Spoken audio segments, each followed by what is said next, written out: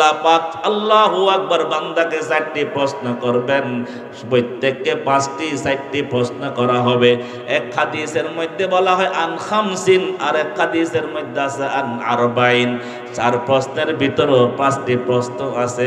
আল্লাহ পাক প্রশ্ন করবেন, বান্দা আমি তোমাকে নিয়ামত দিয়েছিলাম, হায়াত দিয়েছিলাম।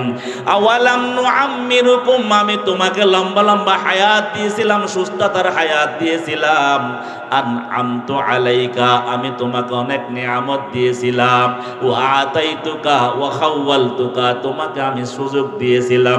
বান্দা তুমি আজকের দিন আমার জন্য কি নিয়ে আসলা? আমাকে, আপনাকে, সবাইকে জিজ্ঞেস করবে,